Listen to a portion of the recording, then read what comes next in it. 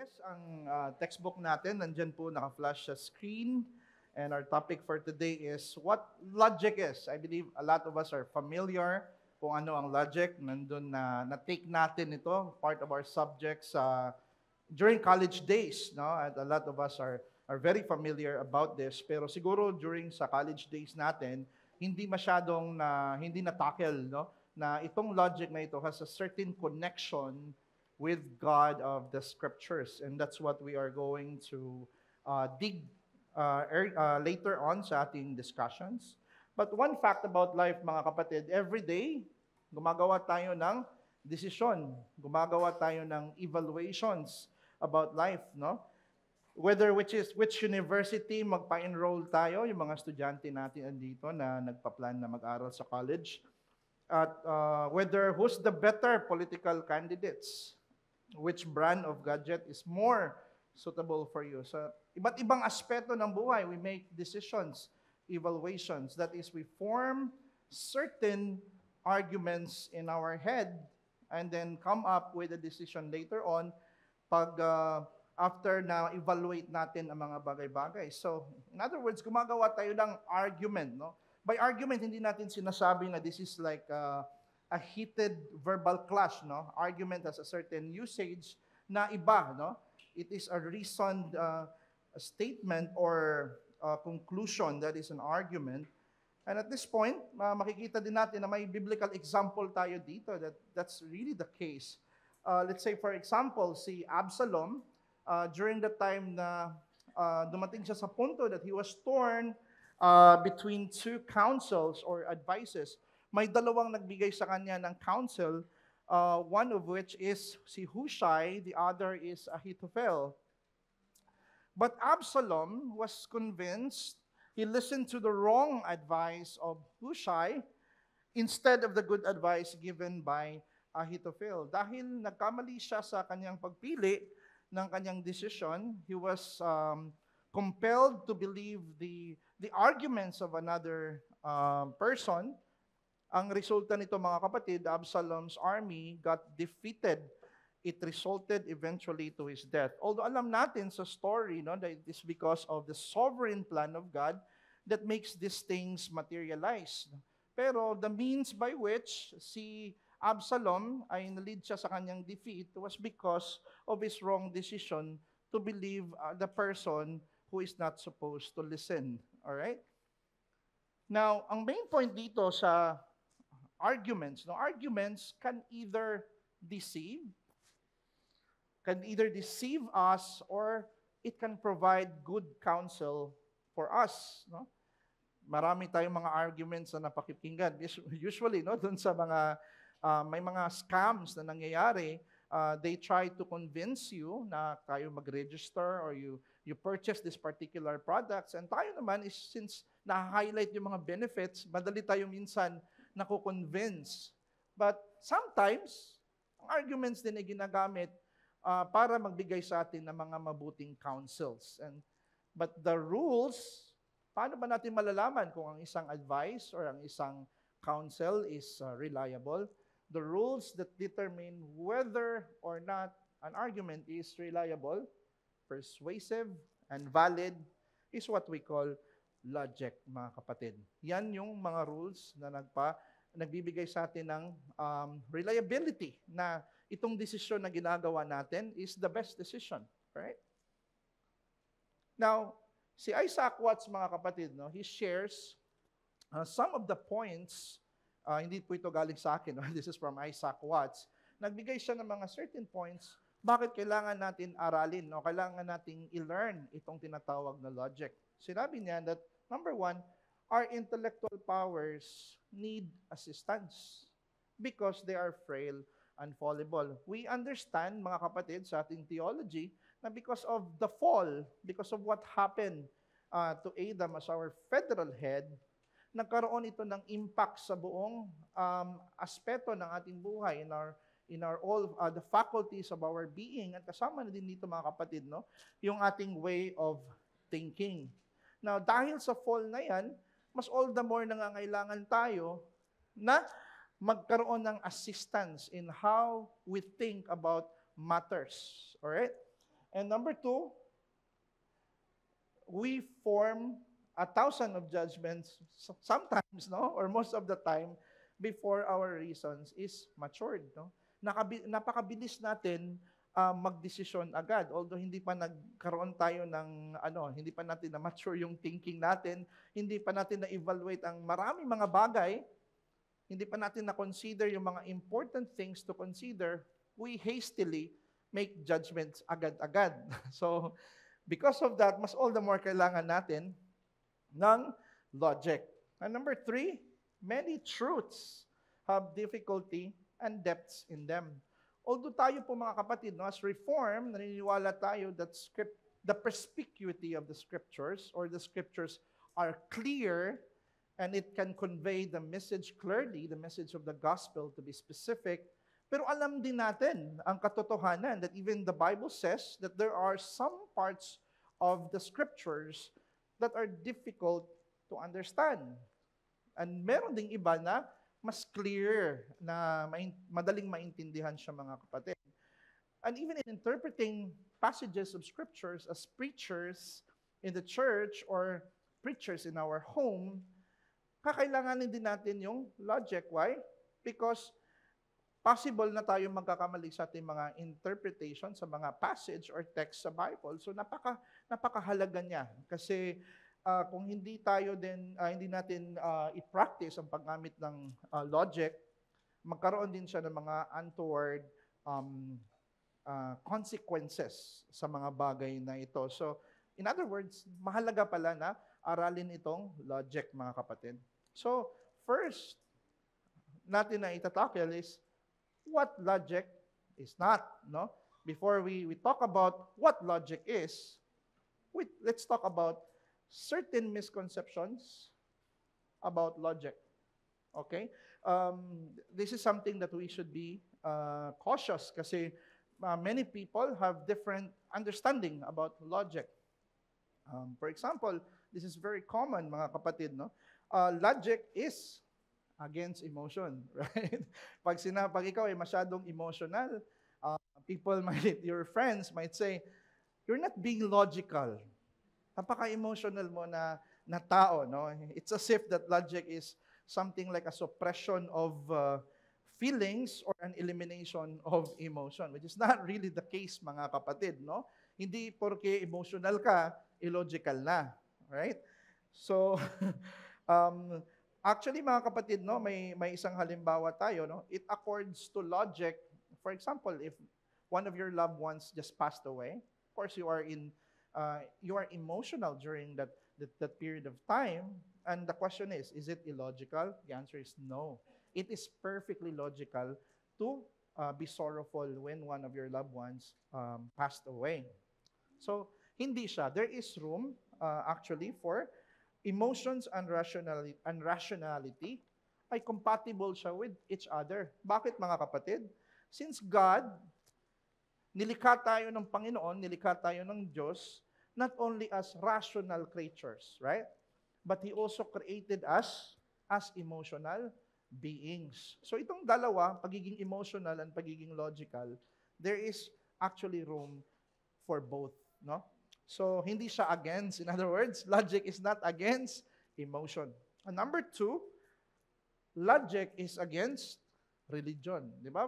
I've heard this many times, no, sa area namin, no, na if ang religion does not need logic or does not rely on logic, does not use logic, just believe lang.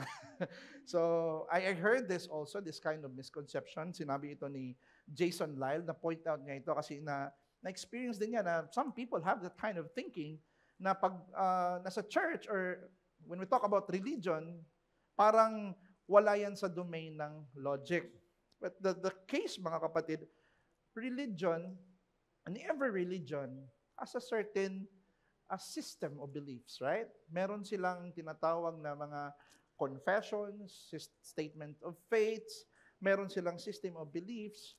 In order for them to to declare what they are believing, at they don't believe things that would contrary to their canons or to their statements of faith. So even religion, mga kapatid, tayo, nasa Christian religion, we also use logic. That's why meron tayong tinatawag na apologetics, mga kapatid, na ministry. Why we do have that? Because there are people spreading doctrines na contrary sa pinaniniwalaan natin na tinuturo ng Biblia. Now, in doing apologetics, we are refuting errors. We are proving them to be not biblical, to be contrary to what was taught by the Bible.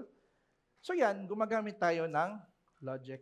And even in formulating our doctrines, wala naman tayo nakikita sa Bible na Trinity, right? We don't see in the Bible the word Trinity. But we do believe that. Now, the question is, how did we come to the doctrine of Trinity? Madali lang, mga kapatid, no? Kinokollect natin lahat ng data sa Bible that speaks about who God is.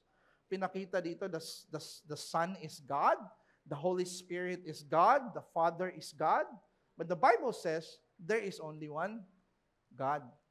And because of those things, of those revelations na nakikita natin sa Bible, we come up to the very doctrine or the argument that God is Trinity. So, we see that logic is being utilized within the context of Christianity and even in religion. So, logic is not against religion, mga kapatid. And number 3, a lot of people says this, no? Mostly mga atheists, no? Hindi naman lahat. Logic is equivalent to science. Pag parang scientific ka na person, they tend to think, no, na logical ka. And some people think that if you're logical, then scientific. Well, dito po sa case na ito, mga kapatid, science is the study of how the physical it is the study of consistent operations of the physical universe. Kumbaga, ang siyensya, inaaral niya, alam natin ito, mga kapatid, no? Inaaral ng siyensya, ang domain ng pag-aaral niya is within the physical world. That's why it's a systematized study of knowledge with regards to the physical world. But logic, actually, mga kapatid, is something beyond science. All right? And logic is, while science utilizes logic, it is not equivalent to it. Okay? May mga moral questions na hindi kayang sagutin ng science, na hindi niya kayang i-observe. For example, our concept of justice. Can science, with the use of the scientific experimentations and scientific inferences, can tell us what is justice? No. It cannot tell us either what is love, right? So there is a certain limitations of science. Pero the point that I'm trying to tell you here, mga kapatid, is God gave us logic. Ipinagkaloob sa atin, ibinigay ni Lord sa atin ng logic as a tool. Alright? As a tool for correct reasoning. To guide our emotions. Para yung emotion natin, no, hindi natin tanggalin yung emotion ng tao or pigilan natin na maging emotional ang tao. But logic can help to our emotions to be guided properly. And masystematize ang religions. No? It's by the use of logic and makes our scientific enterprise a possibility. Alam ba natin, mga kapatid, na ang siyensya, without logic, it cannot be possible. Why?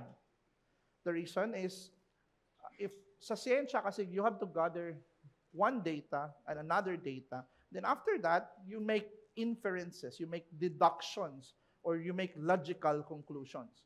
Now, without logic, what we have is just data, raw data, without any certain meaning or understanding about how these things in the physical world operates. So, at least na-clarify natin, no, na what logic is that? Hindi siya against sa emotion, hindi siya against sa religion, and it is not equivalent to science.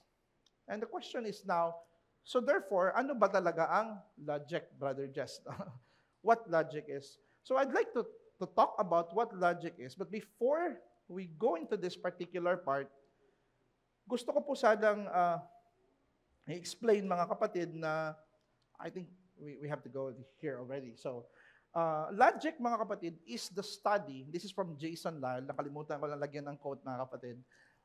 Is the study of principles of correct thinking. So itong logic, mga kapatid, pumapatungkol ito sa mga prinsipyo or principles, alituntunin. So there are certain rules, there are certain laws. Kaya meron tayong part later on, itatakil natin yung mga laws of logic. Okay? Ito ay alituntunin, prinsipyo, upang makabuo ng konklusyon base sa mga premisa or premise. No? These are principles, these are rules, principles to form a conclusion from a claim. So, the moment in-apply mo na yung logic, mga kapatid, it is called an argument. Okay? So, hindi ibig sabihin na ang argument, heated verbal clash, or meron kayong shouting match, no, na ginagawa. Argument is a reasoned statement that has a certain evidence or support about its assertion. Okay, so an argument consists of three things. Para masasabi natin na you have an argument, it must have three things, mga kapatid. First, it must have premise. Explain natin mamaya anong ibig sabihin ng premise. No? Ang premise, by the way, is the thing that you use to support your conclusion. Okay? That is a premise. Number 2, conclusion. Ito yung bagay na gusto mong patunayan. Alright? So, you have a conclusion, a thing that you are trying to prove, and you have a thing that you use as a support for the conclusion. And inference is the process to bridge the premise to the conclusion. And it is through the process of what we call inference. So, let's look at the structure first of logic, mga kapatid. So, parang ganito yung kanina na shinare ko sa inyo, no? It refers to the thing that the person trying to prove. Premise, it refers to the truth claim used as a support or evidence. Inference, it refers to the process that bridges premise to the conclusion. So, I hope malinaw yun sa atin, mga kapatid. Now, let's say, for example, let's use the Bible itself, no? To have a sample of an argument. So, ano bang gustong sabihin sa Matthew 6:34? Matthew 6:34 is trying to push a point that you should not be anxious, right? You should not be anxious about tomorrow. So, anong support niya? Why hindi natin dapat maging worrisome tayo sa tomorrow? He gives the support. Premise number 1, your heavenly Father knows that you need them. Kaya hindi tayo dapat ma-worry sa tomorrow. Number 2, premise, seek first the kingdom of God. Bakit hindi tayo ma-worry? All these things will be added to you. So you see there, no? So even sa text sa Bible, makikita mo na gumagamit din ang Bible ng tinatawag nating argument. Although hindi siya easily recognizable, no? Kasi hindi siya na kagaya ng syllogism ni Plato or ni Aristotle na premise number 1, premise number 2, premise number conclusion. Hindi nakaganon yung Bible, no? Pero makikita natin if you're going to look at in a closer scrutiny, makita natin na meron din siyang structure sa logic. Next is so yan yung argument, no? Premise number 1, premise number 2, conclusion. That constitutes the argument. And by way of inference, nakakame up tayo ng conclusion na therefore, do not be anxious about tomorrow. Next is 1 Corinthians 15:16, 20-21. So, si Pablo is very known as a good logician. In fact, most of the logic textbooks, mga kapatid, no? Ginagamit talaga yung 1 Corinthians 15 ni Pablo kasi mahilig siya. If this is the case, therefore, marami siyang gano'n na, even mga secular logic books, no? Kino-quote si Pablo, ginagamit siya na example. So, take for example, if the dead are not raised, then Christ has not been raised. Premise number 2, but in fact, Christ has been raised. Therefore, the dead are raised. So he's using logical structures, the premise, conclusion also to prove his point. Because the context of 1 Corinthians 15, marami dun marami yung nakapasok sa Corinth church na nagsasabing walang resurrection. Now, Paul was writing a letter to refute that heresy, and is using this logical argumentations. Marami dyan sa halos entire 1 Corinthians 15, ganun yung pattern ng kanyang pag-argue about sa fallacy na walang resurrection. And he's proving it here using logic na may resurrection. He uses that pattern. Okay? So sabi ni Jason Lyle, I understand, pre-sop ito mga kapatid daw. Pero wala namang disagreeable sa sinabi niya sa mga classical natin ng mga kapatid dito. Sabi niya, an argument can have many premises. Diba yung premises yun yung support kanina na sinabi ko po sa inyo? Ginagamit natin pang support sa conclusion. Sabi niya, possible daw ng argument will have many premises. But then again, an argument might have only one premise. That is minimum. So possible na we can make an argument from one premise and one conclusion. Sabi ni Jason Lyle, that's perfectly okay. That's one argument. But sinabi niya, if there are no premises, then there is no argument. Kasi kung puro lang claim, right? If we're just gonna make a claim or a certain conclusion, pero kung tatanungin natin, what is your support? Can you back up the conclusion that you're trying to push forward? Paano mo nasabi? If sabi niya, narinig ko lang eh. Would you believe it? No? So dapat meron siyang premise. Meron siyang pang-support sa kanyang argument or sa kanyang conclusion in order for the argument to merit acceptability or to merit the pagtanggap natin.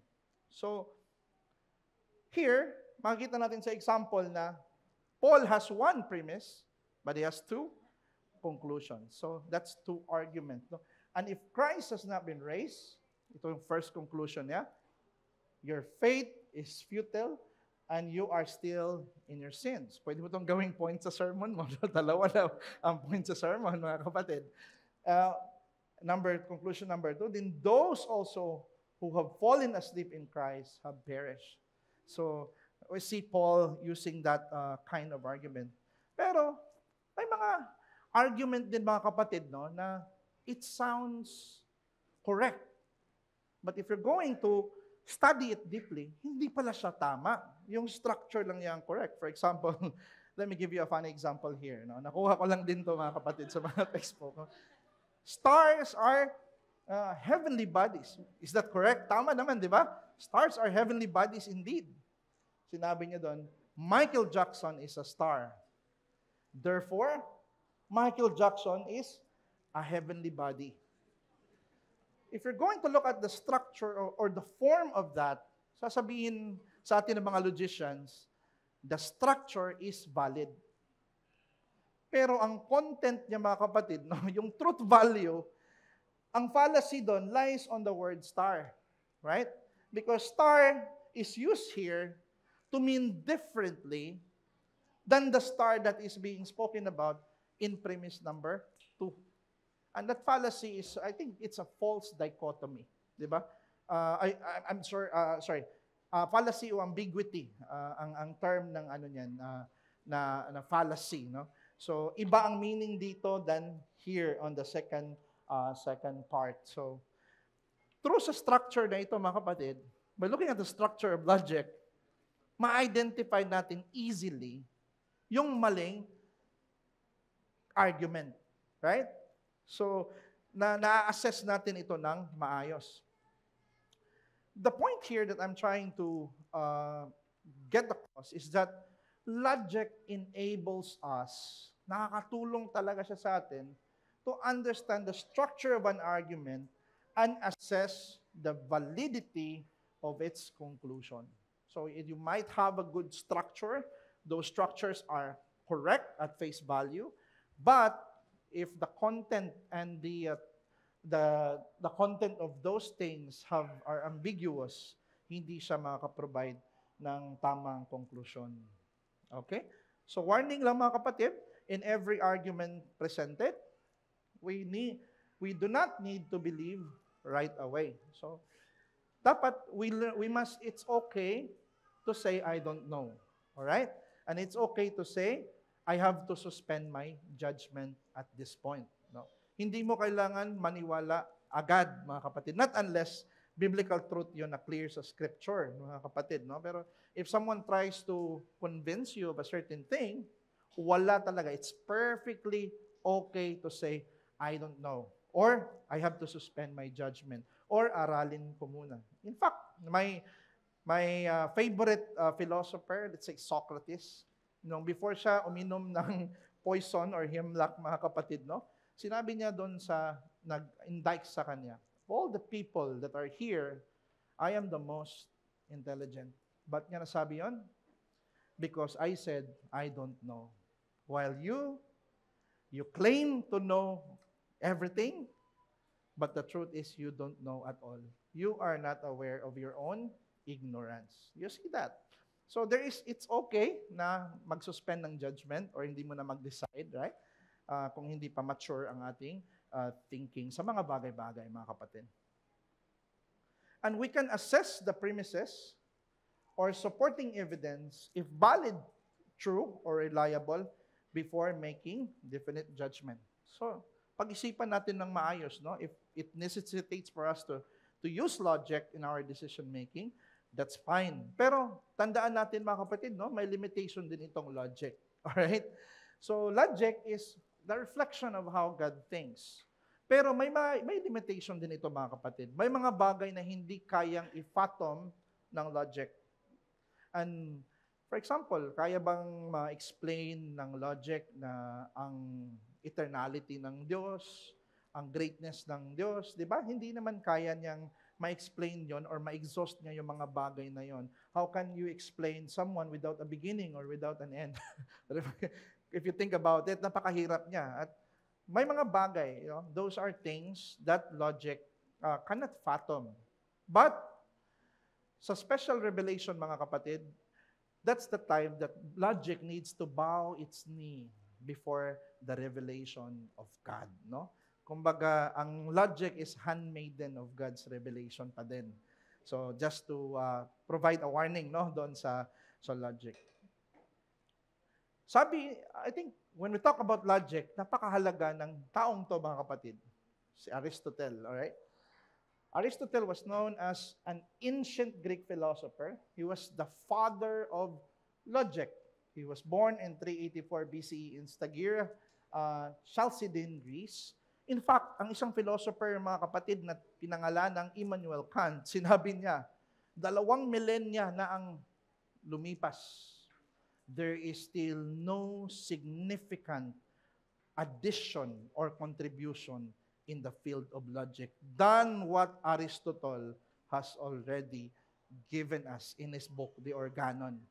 So, itong tao na to, mga kapatid, napaka-influential nito. Dati yung logic, hindi pa yan na-explain natin yung mga principles nito, what is syllogism, yung mga structure niya, wala pang mga philosopher na nakapag-lay down ng mga principle na ito. And this man, this philosopher, was the one who laid it out for us. And this one is an unbeliever. Imagine natin, mga kapatid, no? And kung gaano ka-far-reaching ang kanyang influence, his philosophical system became the framework and vehicle for Christian scholasticism.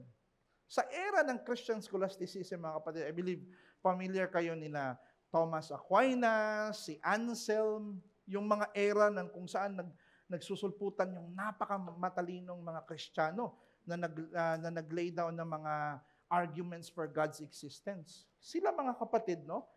Ang kanilang mga arguments ay galing din, kumukuha din sila ng mga categories or mga logical terms na nanggagaling sa book ni Plato, which is called The Organon. Yung libro niyang The Organon, mga kapatid, nandyan lahat yung kanyang understanding, mga principles of logic.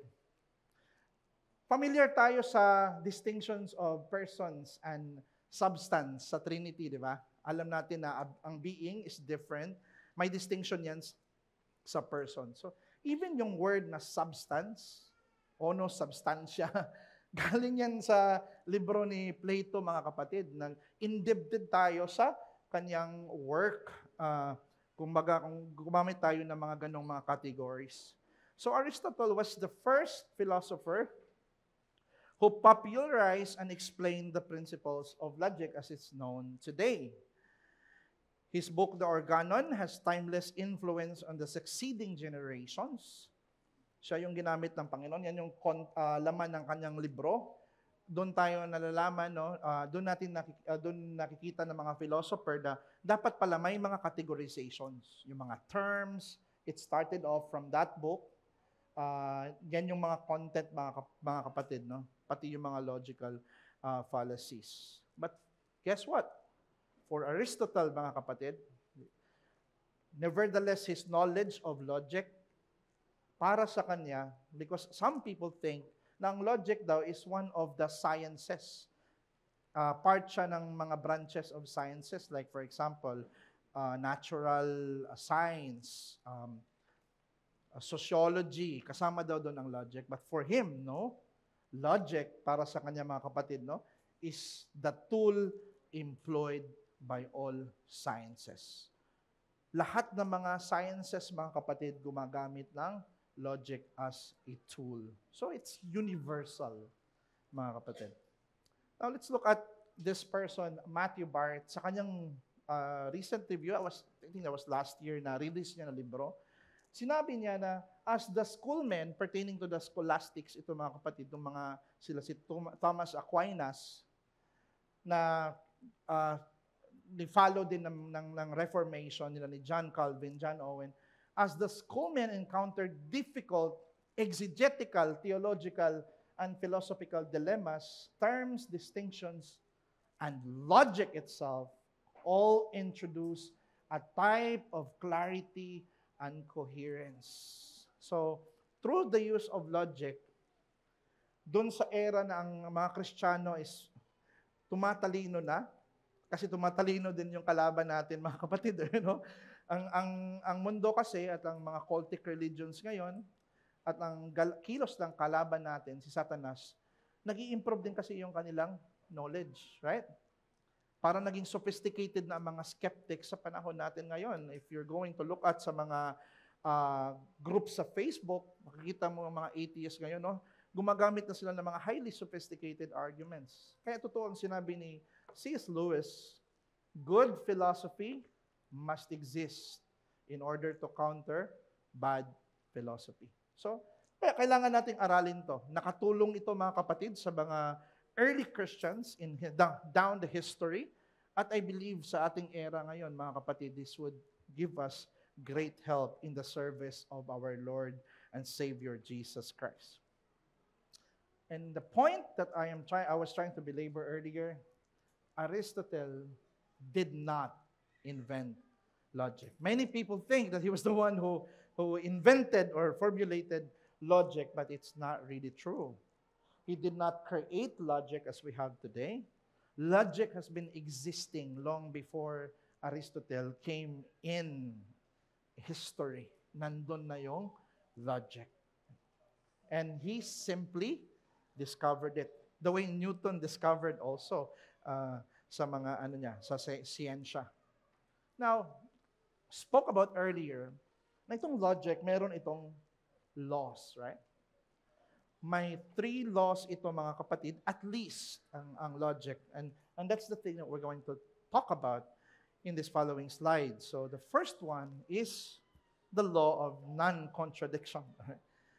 So ano tong law of non-contradiction, mga kapatid? Ang ibig sabihin nito, this law states that a proposition and a negation cannot both be true at the same time and in the same sense. For example, if I'm holding a paper in my hand, this paper is a paper, but it cannot be a non-paper at the same time in the same sense. Okay? So, things that is true, one thing is, if one thing is true, it cannot be both true and false at the same time. And that particular law of logic is very self-evident truth. Very obvious truth, no? Na we know that the chair right there cannot be a non-chair at the same time. And guess what, mga kapatid? Sabi ni R.C. Sproul sa kanyang librong The Consequence of Ideas, sinabi niya, we may be able to predicate many things about the same subject. For example, si Pastor Exley, we can predicate a lot of things to him. He's a father, right? He's a pastor. He's male. Marami tayong pwedeng i-predicate sa kanya. And so many things on the same subject, but we cannot predicate of a subject it's negative. But we cannot say that Pastor Exley is Pastor Exley and not Pastor Exley at the same time. All right? So yan po yung law of non-contradiction. So, ang law of non-contradiction, mga kapatid, it is very self-evident. And in fact, if you're going to disagree na may law of non-contradiction, if you believe that it's not really true, the moment pa lang no na i-attempt mo na i-refute ang law of non-contradiction, you have to rely on the law of non-contradiction to disprove it. Because if you say that law of non-contradiction is not right, then he cannot be both wrong at the same time. So magkapoproblema ka, di ba? So this is a truth that is very self-evident na dito nakabase or naka-angkla ang ating understanding sa reality. So the law of non-contradiction helps us to understand reality better. It helps us avoid confusion, and it helps us avoid contradiction. Next, itatakil natin later, mga kapatid, how God is related to these things, okay? To the law of non-contradiction, to the law of excluded middle. Ito yung pangalawa, the law of excluded middle. So, this law of excluded middle is para siyang similar, no? But distinct from the law of non-contradiction. It states that either a proposition is true or its negation is true. So, if P is true, that's equivalent to the non-P is false. Very self-evident din itong katotohanan na ito, mga kapatid. Now, let's look at the law of identity. So, the law of identity, it simply states, according to Jason Lyle, that if P is true, then P is true. Okay? It cannot be that the P is false. So it simply states that if P, then P, that is, if P is true, then P is true. It is an obvious rule. That's really self-evident. No, I agree with Lyle. But one thing that is never violated. Guess what? These three laws must be there and must be present when we make syllogisms. Socrates is mortal. So, if Socrates is mortal, he cannot be a non-mortal at the same time. Alam mo ba? So, sa syllogism, mga kapatid, itong tatlong law na ito must be there. And even when we're doing our scientific investigations, dapat ito nakapresuppose. Otherwise, hindi magme-make sense ang lahat ng bagay. So, the question then, yes, we've been talking about logic. We've been talking about these things, but where do these three laws of logic or the laws of logic originate? Saan ba ito nag-originate? So, important to note na itong laws of logic, mga kapatid, these are not material. Hindi ito bagay no, na na-observe mo with a certain scientific apparatus or scientific tools na ma-check mo siya. These are not physical, right? So it follows that it does not originate from a physical being. So hindi siya construct, mga kapatid, ng mga bagay na nakikita natin sa mundo. Kasi, let's say for example, 1 plus 1 equals 2, right? Nagbabago ba yung realidad na yan or yung katotohanan na yan if all the people in the world will die and if the whole universe will be annihilated? The answer is No. Hindi nagbabago ang 1 plus 1 equals 2. It remains to be true regardless if mawala ang lahat ng material things na nakikita natin sa mundo. It goes to show, mga kapatid, that its existence, ang pag-iral nitong logic na ito, hindi siya contingent or dependent sa created beings. Okay? Hindi siya contingent sa material na mga bagay. And if logic refers to the laws or rules of correct thinking, ang question din natin, who decides which is correct and incorrect thinking? So, unti-unti na nating nakikita, mga kapatid, no? The answer to that question, mga atheists, normally most of them are materialists.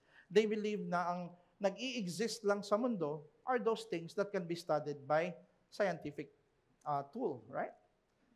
Anything na kayang ma-explain ng science, those things are reality. But hey, wait a minute. The laws of logic is something that cannot be studied through scientific investigation or through scientific tools. So therefore, by resorting to materialism, you cannot answer this question. Kaya if you're going to ask atheists about it, they will have big problem in answering this. Because para sa kanila, ang reality, yung something lang na kayang explain ng science. But wait, even your science uses this immaterial thing, no, to come up with a certain conclusion. So, problematic ang materialism dito. But the only thing that is viable, the only thing that could account the laws of logic is what we call God. God is the author of logic. So just as logic, makikita natin yung logic, mga kapatid, no, na omnipresent, right? Kasi walang area sa mundo na ang logic hindi siya umiiral. Whether nasa loob ka ng mall, nasa CR, o kahit saang lugar ka sa mundo, logic is there. Right? So logic in that sense, it is omnipresent. And logic is, alam natin mga kapatid, no? There is a certain rule that binds you to obey the law of logic. So, nakikita nyo ba yung mga characteristics na yun na where these characteristics seem to resemble the characteristics of God? Because the truth of the matter is logic reflects how God thinks. There is no contradiction in God. He is the God of order. And so logic, ang pinaka-metaphysical ground niya, or ang saan mo siya dapat i-ground na being, itong logic, materialism cannot do that, no? It's God alone that can account for the existence of these things. And you don't need to be a precept to believe these things, mga kapatid, no? Even classical apologists or mga pro-classical, they hold to these things, no? R.C. Sproul and many more, they believe on these things. The point is, God is the ultimate standard of correct thinking. If we are to be correct, we must learn to match our thinking with God.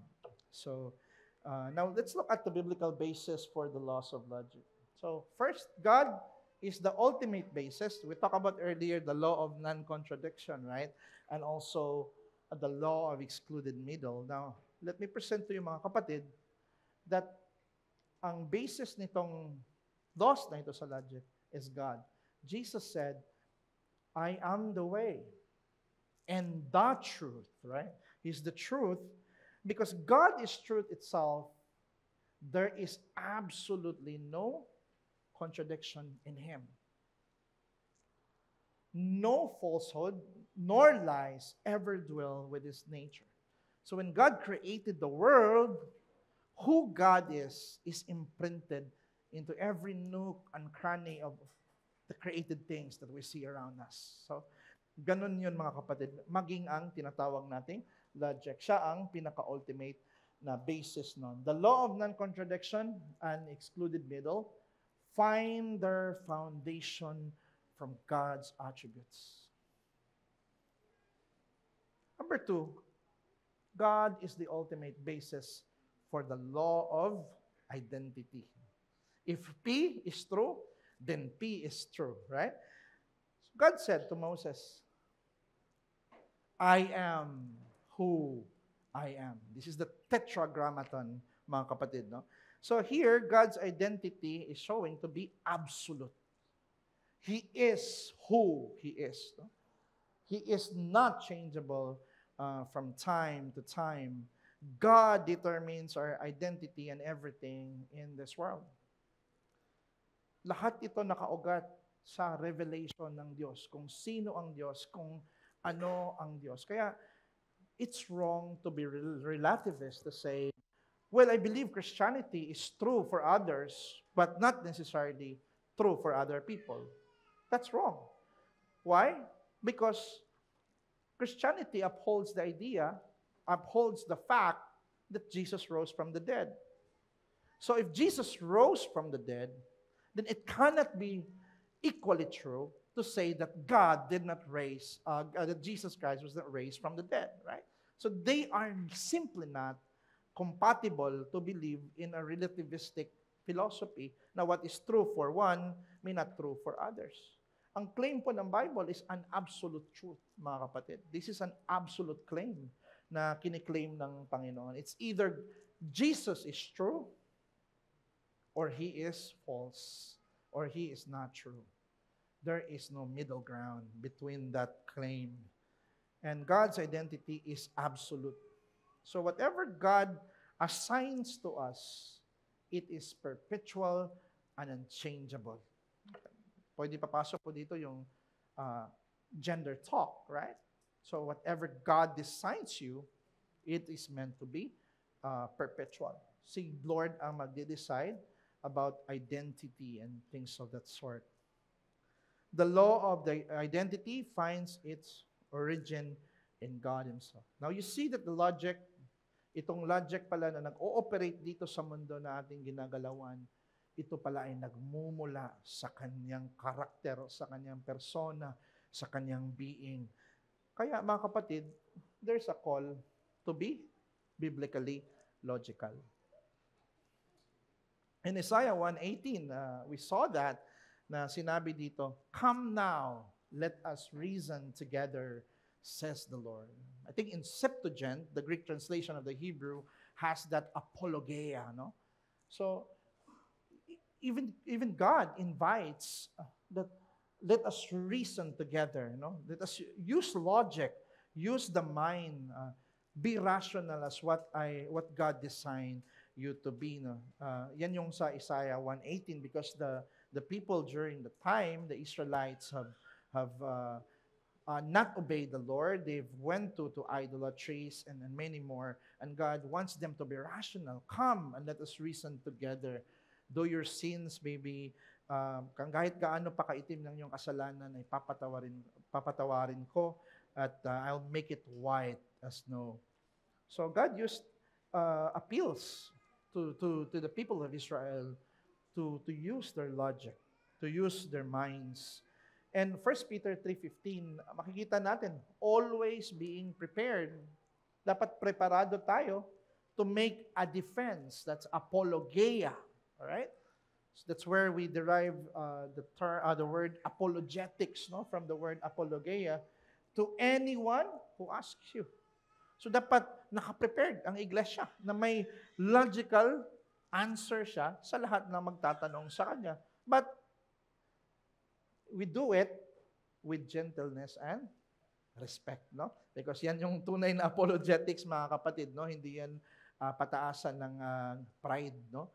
But it should be done with gentleness and respect. And that is our responsibility as Christians, no? Hindi tayo nagmamayabang. Baka isipin natin, no, na ang logic mag-lead sa atin na maging mayabang. No. We use logic with humility and with reverence sa Panginoon. So God is very pro-reason. Okay? So don't you ever think na pag masyado ng intellectual, no? May mga bagay na masyadong intellectual or academic, huwag po tayong umatras doon, mga kapatid, no? Tandaan natin na si Lord, He loves reasons. God is pro-reason. He loves that we think in a rational way. And He wants us to use the mind He has given us and to use it properly. Kumbaga mga kapatid, no, we not only love God with all our heart, with all our soul, we should also love Him with all our mind, with all our thinking. And if you're being logical, you are actually glorifying Him. Kasi yan yung dinisenyo niya para sa iyo, even from the beginning, pa before the fall.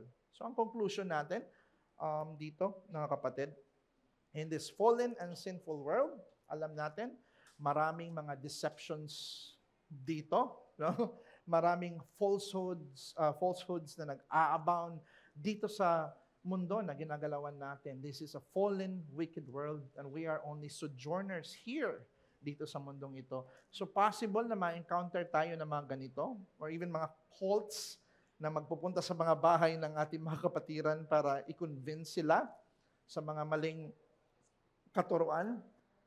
We are invited by God to use our mind to seek for the truth.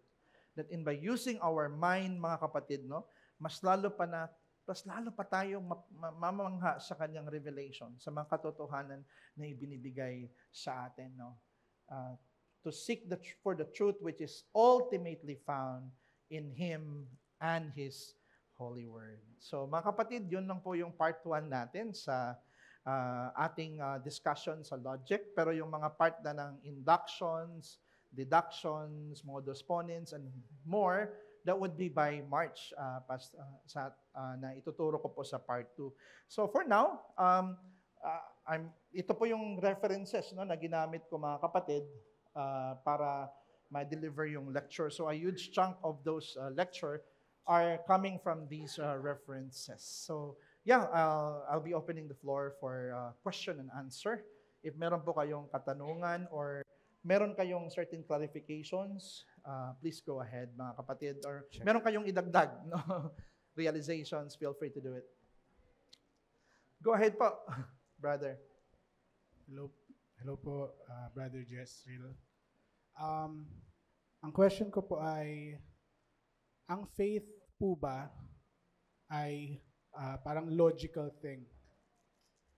So, siya po ba hindi siya in contradiction sa logic? Alright, thank you. That's a very good question. No? Ang faith po natin, mga kapatid, hindi po siya against logic, ang faith natin. It could be that faith can sometimes go beyond logic, but it is never in contradiction with logic itself. So, ano po yun? The faith that we have is a reasonable or logical faith ang meron po tayo. So, hindi tayo magpapaniwala sa mga atheists, no, nagsasabi na illogical or irrational yung faith natin. Mali po yun, mga kapatid. Napaka-rational po dito kasi galing po ito sa Diyos. Ang Diyos mismo ang nag-ano sa atin itong faith na pinaniniwalaan natin. Did I answer your question, brother? Sige po. Baka meron pa po magtanong.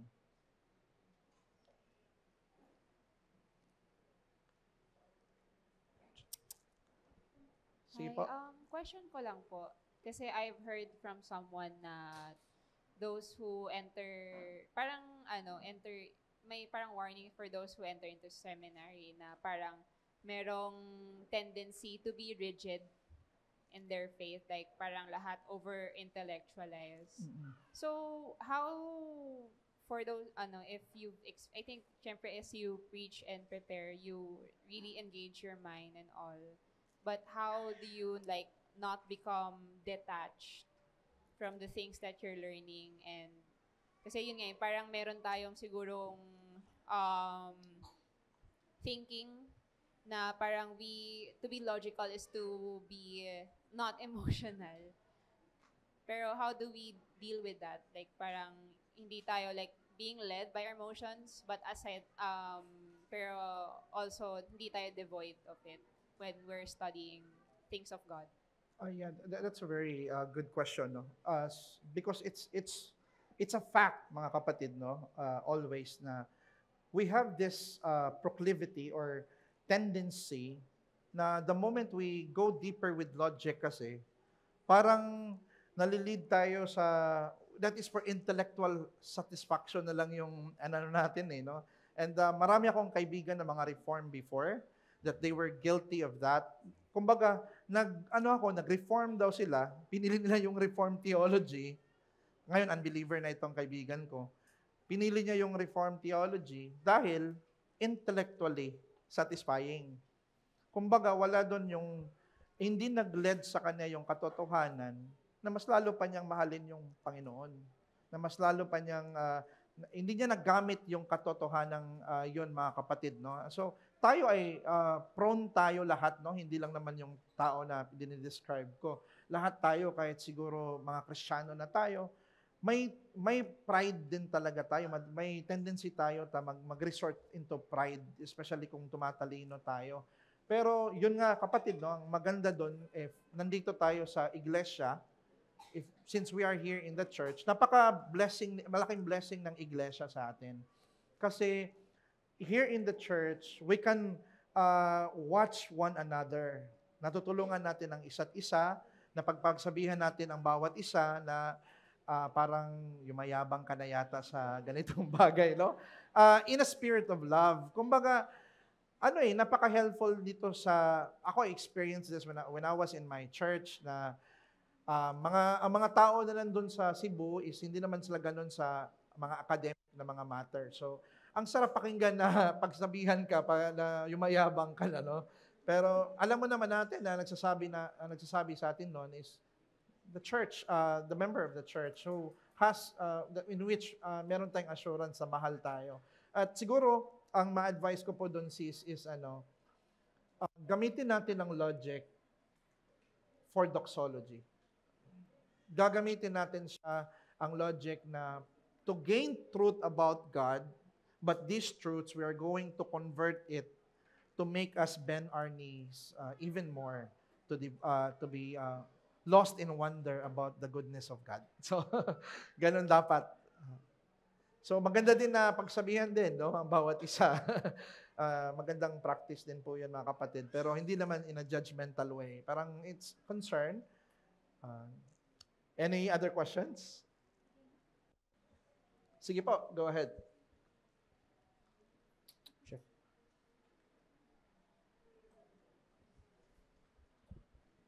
Hi, Brother Josra. Thank you for the lecture. So, question ko lang, I think it's more like personal, on how as Christian, how do we navigate when yung cause ng confusion is logic. I'm saying in context like, for example, we're trying to talk about matters na hindi clear, suppose scriptural, and then the other party is establishing yung point niya through logic, and the other establishing then yung point niya another logic. So they're starting to parang nag-argue sila using both logic, and the end up is I agree to disagree, parang gano'n. So how do we navigate on that kind of situation? Yeah. So that's a very difficult question, kapatid, no? Pero susubukan lang nating sagutin, no? So may mga cases talaga na ang isang kapatid using logic, using sa pag-interpret niya sa scripture, honestly, nagka-come out siya ng ibang interpretation. Whereas the other person also could claim that he also utilized logic and with the good faculties of knowledge na binigay ng Panginoon sa kanya, na-come up siya ng ibang theological position.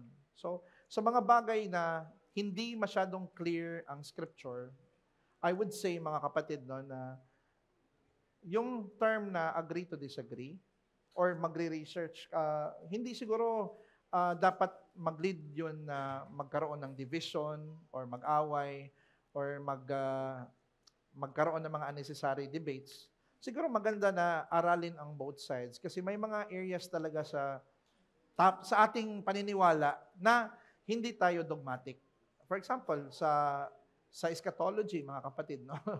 Lahat tayo amil siguro dito, mga kapatid, pero may mga areas sa eschatology na is a matter of strength and weakness.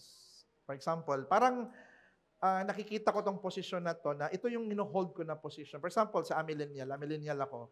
Bakit ako amillennial? Because I saw more strength in amillennialism than its weakness.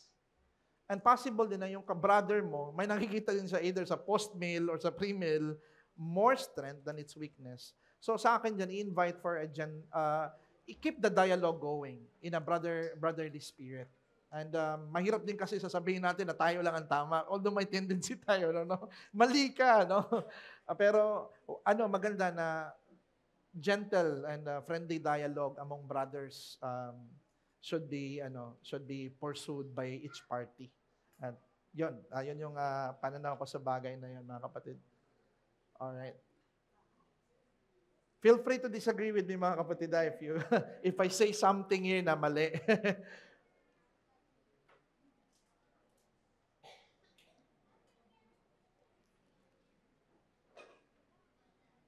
Sige, pass. Parang kinakabahan ako pag si Pastor Exley nagtatanong. Ano kaya tanong ni Pastor X? In addition sa question ni Brother Sherwin, kunwari, merong disagreement sa doctrine, and then ang usual naman is that, okay, I cannot see it explicit in the scripture, and then one would employ yung tinatawag nating by good and necessary consequence, na which is you explained kanina na parang we have looked at the many passages, and ito na yung question ko. Would you say na yun mismo yung by good and necessary consequence, which means that we have come up with a certain doctrine, although it's not as explicit in a sense na very basic na nakasulat yung word per word ng hinahanap mong doktrina. Pero ang ibig sabihin by good and necessary consequence means na sa ating research o pag-study ng mga many verses in the Bible, tsaka natin na come up yung conclusion. So ang question ko, would you say even that ay ginagamitan natin ng exactly. Logic, I would 100% agree with Pastor Exley. The good and necessary consequence, yan yung method na ginagamit natin sa mga areas sa scripture na, for example, hindi siya explicitly clear. Parang we know that the idea implies that there's a covenant. For example, the covenant sa garden, wala naman tayong nababasa doon na may covenant kay Adam sa garden. No? Word for word, hindi natin nababasa noon. But how did we come up to the idea na may covenant of works na nangyari doon sa garden? Una, tiningnan natin, hey, ang dealings ni Lord kay Adam, it involves 3 P's, promise, penalty, and precept, which are parang parang elements siya ng isang covenant.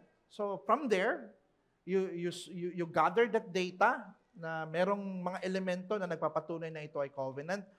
As you go through the scripture, nakikita mo sa book of Hosea, that like Adam, they transgress my covenant. Although yung they transgress my covenant, yung mga Israelites yun, pero dahil sinabing like Adam, implying na may covenant talaga si Lord kay Adam. So from there, because of those data that you've gathered as you go through the pages of Scripture, you come with a doctrine na merong covenant kay Adam. So I think yun din yung sinasabi ni Pastor X sa share niya, na yung method natin to generate those inferences are by way of logic as what God has given to us. And we will always use logic sa pagbabasa talaga natin ng Bible kasi hindi lahat talaga given, hindi lahat talaga word for word, mga kapatid. Go ahead, Pas. Nasagot ko po ba, Pas? Oo, salamat. Sige, Pas. Yung isang first law ng logic na sinabi mo na law of non-contradiction, maraming mga atheists na nagsasabi, di ba, na contradicting yung pagiging God tsaka man ni Christ. No? Kung siya ay God, then hindi siya non-God. Parang ganun yung dating. Would you say na hindi yung contradiction, rather a paradox? Is that a proper and better term to... Or yung mga seemingly contradiction pagdating sa Biblia, would you say na the better terminology for this things ay Paradox. would you anong Because sabi mo doon? I would agree, no? Kasi by definition ng paradox, no? Those are two seemingly contradictory but reconcilable, no? So in when we talk about the incarnation of Christ or the hypostatic union, mga kapatid, no? God is actually si Jesus Christ, mga kapatid. He is not God and non-God at the same time in the same respect or in the same sense. Hindi, mga kapatid, no? Jesus Christ is God and human in different respect and in different sense. Kaya hindi siya contradictory sa law of non-contradiction because the law of non-contradiction, dapat ang isang bagay, ang sinabi sa law of non-contradiction, a thing cannot be both true and false in the same time, in the same respect, and in the same manner. So that's magkaibang sense po kasi yun, no? Si Jesus Christ pertaining to, He is God, but He is human because He took upon human flesh. So yung humanity niya at saka yung deity niya, hindi siya in the same sense, no? So I don't see it as a contradiction, but we can call it a paradox indeed, no? Na parang seemingly contradictory pero reconcilable. Oh. Yan po, mga kapatid. Please feel free to ask po. Sige po. Parang na additional question lang po. Sige po. Kasi yun nga, you mentioned na syempre God nga is our absolute standard of logic and siya yung ultimate wisdom and all. Pero yun nga, coming from with different interpretations, even people who come up with heresies, saying that they've come up with it because of logic, paano natin madidistinguish yung sarili natin from them?